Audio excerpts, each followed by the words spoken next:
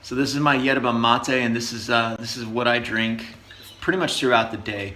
So the way that I do it, the typical traditional way is you pour this stuff into a gourd or into some sort of container, and then you've got a filtered straw that you continually throughout the day add new hot water to this gourd and then just keep drinking out of. So in my case, number one, I don't drink it hot typically. I'll drink mine cold. And so what I'll do is the first batch I'll do with hot water so that it steeps, and then throughout the rest of the day I just keep continually adding more cold water. Now for me, this is sort of one of those ritual things as well.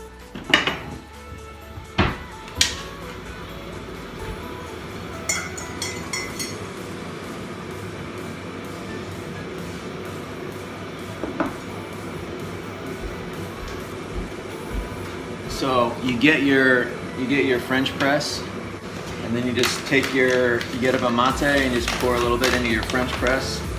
Not too much, a centimeter or two deep at most. You just want enough there that you're gonna get a good strong brew, your first cup or your first water bottle. We just wait for the water to heat up. Mate is sort of an acquired taste. It's not one that you just sit down and think that's really delicious. Now here's the thing that you dads out there have to deal with.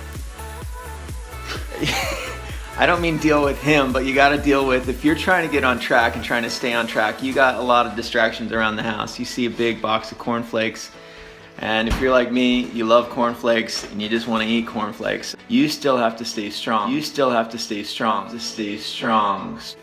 Got a big mess of dishes that need to be tackled here in a few minutes. Hey guys, so got the kitchen all cleaned up, ready to go for the day. Got my mate. It's been steeping now for plenty of time. So all we got to do now is clean out the water bottle, add some ice, a little bit of ice water, and then top it off with some mate. So we are ready to go for the day. Totally excited, totally excited, living the dream. So anyway, I think these amino acids, I think the main thing with them, they're pretty much critical components to any sort of muscle building efforts that you've got going. So while I'm doing this cut as well, I want to make sure that I've got that. And then already kind of gave you an intro on that very first video about some of the other supplements that I'm taking. I'm taking just a krill oil. I'm taking Go-To Cola, which is supposed to be for sort of that skin tightening. And for any of you big guys who got a lot of extra weight, I'm not talking about you small dudes that are just trying to do a cut. You big dudes that got a lot of extra weight, when you lose that weight, your skin sometimes doesn't quite tighten up the same way that the rest of you does, so not to the same level. And you've seen some of these before and after pics of huge dudes that lost a ton of weight. They just have everything left over. Now the extent to which this supplement is going to fix that sort of thing may be different than guys that have gone through a weight loss process that's taken a little bit longer.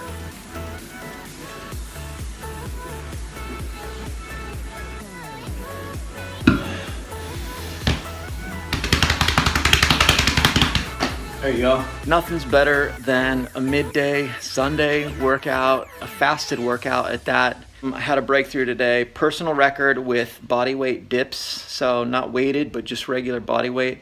Kind of got a competition going with a buddy of mine, or at least an anticipated competition with a buddy of mine the next time I get to the US. We're gonna have a dip contest, and I'm gonna sandbag him. I'm gonna sandbag him and see if I can't just totally blow him out of the water by the next time I get back. So I got to give him like at least a 45-day notice, a 60-day notice when I'm going to be there, and then I'll go hang out with him, go do a workout with him, and just do a quick warm up, and then start with just dips. And loser buys lunch. So I'm actually looking forward to having a nice lunch from my buddy. So anyway, I had to run pick up my daughter from her dance recital, so I didn't finish the workout, but I'm here at the house, and what I've got going here just a little bit behind me. My kettlebells, my barbell set up. I've got a lawnmower, which if I need to, I can lift that. Just say hi. Saying hi to other people is really important. Nice robe. And You're just uploading the world. Kim is uploading the world. I am using some mozzarella, almond flour, cream cheese. I haven't done this recipe ever before, so this is the first time for me. I'm making pizza dough and cheese crackers.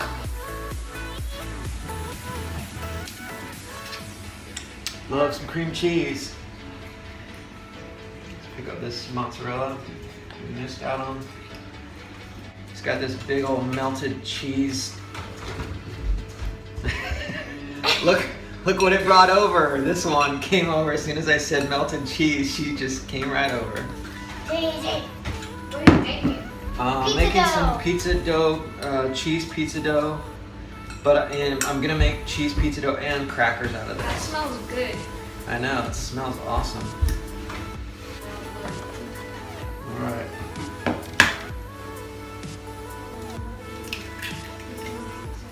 There we go. Sort that out later. Now everything else we just mix up really good. I think if you've got a stone, that's the way to go. Just want your hands to be wet so that when you mix these up, you're not sitting in anything. I'm trying to make it now that they almost like what's your exact?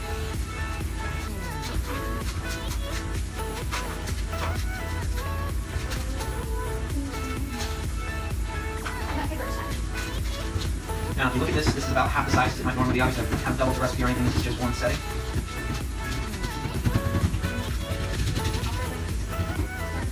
Then after that's done, you gotta fork this over really good. Just fork it like crazy.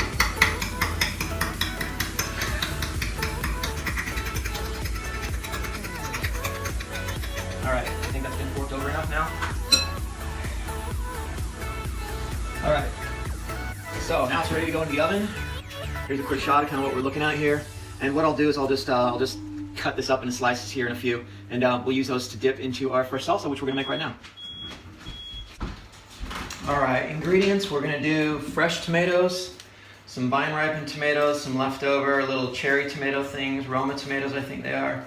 We've got a can of just pre-prepared diced tomatoes. We're gonna add some green pepper.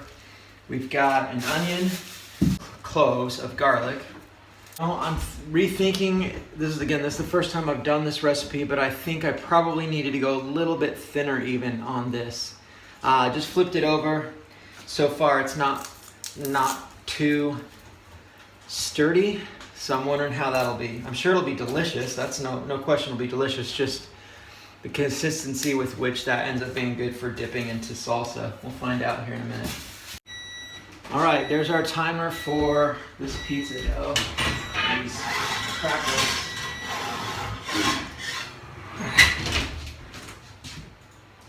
But it's looking pretty good.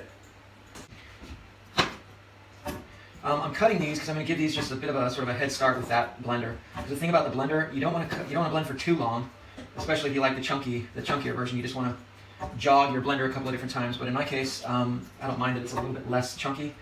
I personally do not like tomatoes, but I love salsa.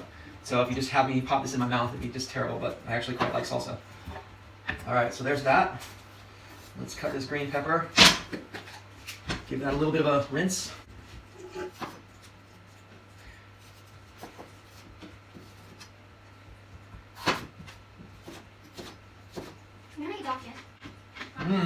This was really good. Now, you're kind of just adding the green pepper for a little bit more flavor. Don't worry about adding the whole thing necessarily. I don't anyway. Just throw that in just a little bit. Not too much, don't go overboard. I would definitely taste your pepper before you throw it in because if it ends up being kind of nasty, you don't want to make a mistake of ruining tomatoes by accidentally adding bad pepper or ruining the entire salsa by adding bad ingredients. So, all right. Now, you don't want to strain this right onto your table. You want to use the sink, obviously, right? Like I get busy making the video, and the next thing I know, I just pour this all over the place. That'd be bad. And be really careful with your cans when you pop these bad boys open. That edge right there is really, really sharp. Rebecca cut her thumb open on one of those cans at one point in the past. That's why she only has 4 fingers instead of 5. Just kidding. We sewed it back on. You can kind of see what we're looking at there. There's our tomato, and we still need our onion. Let's do that now. Now, I don't use the full onion. I'll probably only use about half of it, maybe a third of it roughly. Don't want to go overkill on the onion. The nice part is you don't have to worry too much about getting the whole tears because you're just chopping them into some relatively large chunks. The blender's going to do most of that work for us. And you know what? We don't even need to use the, I got little garlic cloves. I said that spoke too early. I'm starting to cry. You're crying too? Mm-hmm. From the onion? Mm-hmm. All right. Do the same thing with these little chunks of garlic. Just kind of cut them up a little bit, throw them in. Go a little bit by sight. Just add a little bit of seasoning. Not too much, because you can always add more seasoning later. You can't get it back out though once it's in, so. Here, what I'm doing is I'm just gonna do a quick blend and then a couple of jogs and get to the right consistency, and then I'm done.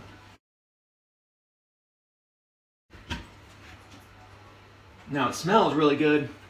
Kind of probably looks not that great, but it's really tasty. It looks a lot more mushy than it normally does. Yeah, but I didn't have the regular tomatoes. I just had these vine ripened ones this time, so that's probably why. And it's not as red. It's not as red, yeah. Yeah, not quite as red as usual, but it should just still be pretty delicious and incredibly nutritious. A lot of micronutrients in that. Things like tomatoes and bell peppers, you find that there's some pretty good cancer-fighting properties to tomatoes. So as much as I hate tomatoes, I love salsa. So I try and get the salsa side of things. I think it's just a texture thing. It's definitely not a flavor. I don't mind the flavor. I just hate the texture of the actual tomato, like juicing in your mouth. It's so bad. All right, so here's what came of the cut. It's not really looking that sturdy, but we're gonna use it as a little bit of a scoop. Give this a try.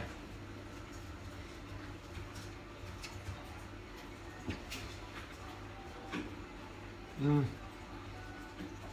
gonna put my chest here. It's good.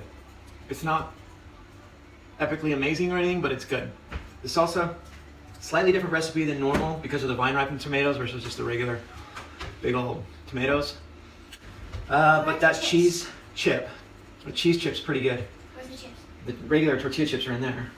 Where are the cheese chips? These cheese chips, come try just a little bite and see what you think. Yeah, they're not the texture of chips. No, it's not a chip texture. It's a little too floppy, flimsy. Can I try one of the salsa? Yeah, grab one. It doesn't really work. What I would do is go like this and then make like a little scoop so you can scoop in. Try that.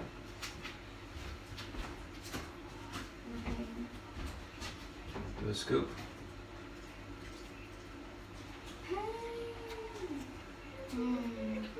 Come over and say how it is. It's Like good. lean in. Yeah. Come on. No, I'm good. She gives it the thumbs up though. Not bad. So that's lunch today. Peanut butter with apple. And I know peanut butter is one of the most calorically dense substances on the planet Earth. But I love it, it's delicious. Try and go a little bit light on it, but I'm gonna knock this apple out with some peanut butter. And I'm really gonna enjoy it. All right, we got the first pizza going. And we're looking good, we're feeling good. And every so often, especially if you get the lighting just right, you really just need to know where you're at. So you roll up the sleeves. You just bring out the guns. Woo!